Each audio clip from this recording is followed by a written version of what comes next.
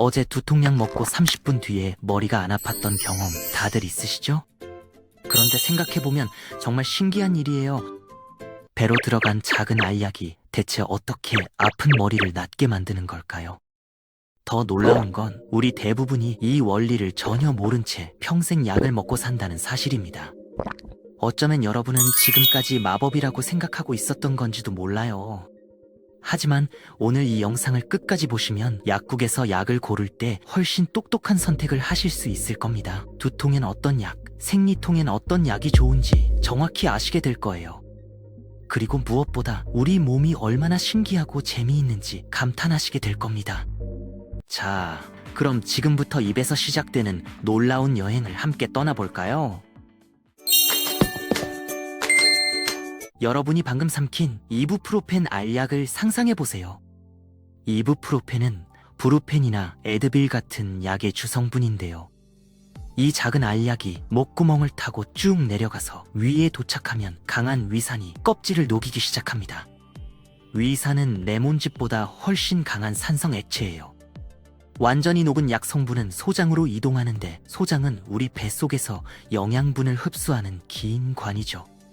소장 벽에는 육모라는 아주 작은 돌기들이 마치 수건에 보풀이 달린 것처럼 생겼는데 이 육모를 통해서 약 성분이 혈관 속으로 쭉쭉 흡수됩니다. 약은 먼저 문맥계라는 특별한 혈관 통로를 따라 간으로 이동하는데요. 간은 우리 몸의 필터 같은 곳이에요. 공항에서 짐 검사하듯이 간이 약물의 안전성을 검사하고 합격한 약만 전신순환계로 보냅니다. 전신순환계는 심장에서 출발해서 온몸을 도는 혈관 네트워크를 말하는데요. 이제부터 약이 심장 박동에 맞춰 팔, 다리, 머리, 발끝까지 온몸을 돌아다니기 시작합니다. 그런데 여기서 정말 신기한 질문이 생기죠. 배로 들어간 약이 대체 어떻게 팔꿈치나 무릎, 머리의 아픔을 없애는 걸까요? 사실 우리가 느끼는 통증이라는 것 자체가 상당히 신기한 현상이거든요. 예를 들어 손가락을 다쳤다고 해봅시다. 실제로 다친 곳은 손가락이지만 아프다고 느끼는 건 머릿속 뇌랍니다. 손가락은 그냥 여기 다쳤어요? 신호만 보내고 실제 통증을 인식하는 건 뇌가 하는 일이에요. 이 점을 이해하는 게 진통제 작동 원리의 핵심입니다. 우리 몸 곳곳에는 COX라는 효소가 있어요.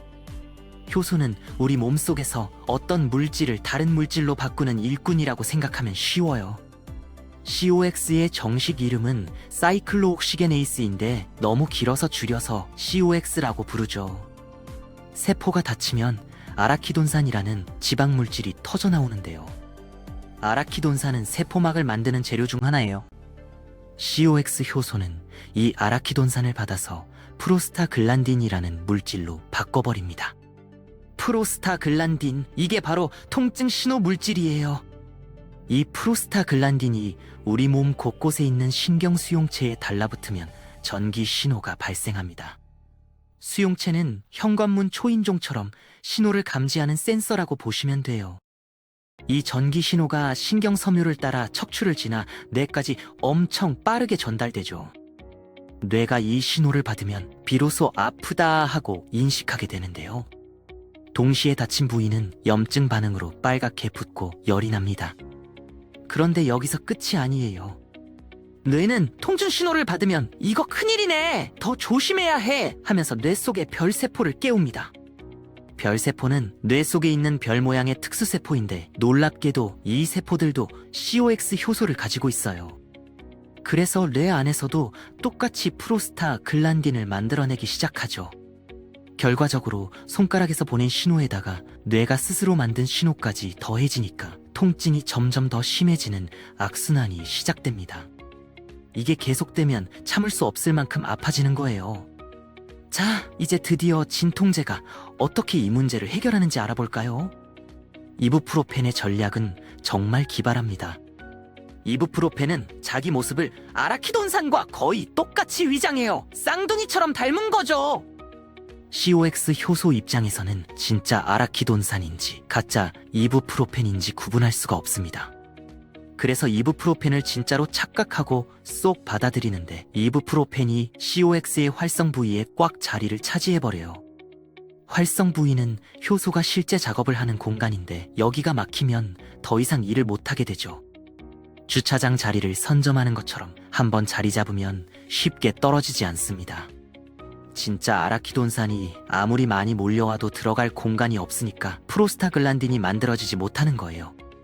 통증 신호 물질이 안 만들어지니까 당연히 덜 아프게 되고 염증 물질도 안 만들어져서 붓기와 열도 가라앉습니다. 더 중요한 건 이게 다친 부위에만 일어나는 게 아니라는 점이에요. 이부프로펜은 혈액을 타고 온몸을 돌면서 만나는 모든 COX를 막아버리거든요. 그래서 손가락뿐 아니라 어깨, 허리, 다리, 머리까지 모든 곳의 통증이 한꺼번에 완화되는 겁니다. 그런데 타이레놀은 방식이 좀 달라요. 타이레놀의 주성분은 아세트아미노펜이라는 물질인데요. 아세트아미노펜도 소장에서 흡수되어 혈관 속으로 들어가서 온몸을 도는 건 똑같습니다. 하지만 결정적인 차이가 있어요.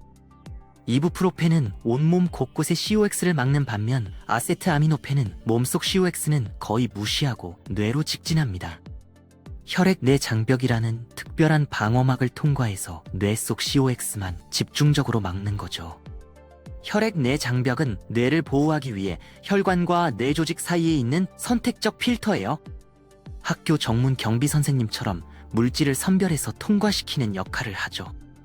이부프로펜은 분자 크기가 크고 극성 구조라서 이 장벽을 통과하기 려운데요. 극성이라는 건 자석처럼 한쪽은 플러스, 한쪽은 마이너스 성질을 띠다는 뜻이에요. 반면 아세트아미노펜은 분자가 작고 비극성 구조라서 기름처럼 미끄럽게 장벽을 통과할 수 있습니다. 그래서 뇌 속까지 들어가서 별세포의 COX를 차단하게 되는데요. 뇌에서 프로스타글란딘 생성을 막으면 통증이 점점 커지는 악순환이 끊어집니다. 하지만 다친 부위의 통증 물질은 여전히 만들어지니까 붓기는 그대로 남아있을 수 있어요. 그래서 해열 효과는 뛰어나지만 소염 효과는 약한 겁니다. 왜 아세트아미노펜은 뇌의 COX만 차단할까요? 사실 COX 효소에도 여러 종류가 있기 때문이에요. 대표적으로 COX-1과 COX-2라는 두 가지 타입이 있는데요. COX1은 위장, 신장, 혈소판 같은 일반 조직에 많고 소화나 신장 기능 같은 정상적인 생리작용을 돕는 착한 효소예요. 반면 COX2는 염증 부위와 뇌의 별세포에 많이 나타나서 통증과 염증을 일으키는 나쁜 효소죠.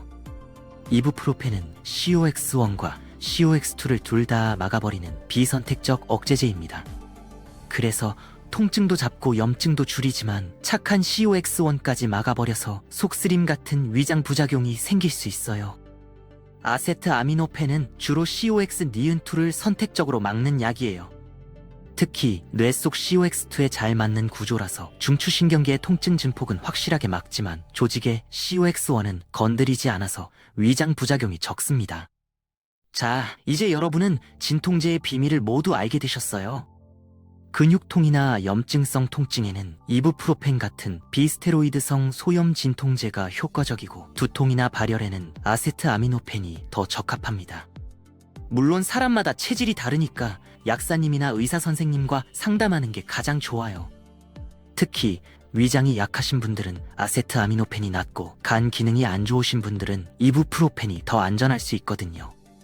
작은 알약 하나가 우리 몸속에서 펼치는 이 정교한 과학 정말 놀랍지 않나요?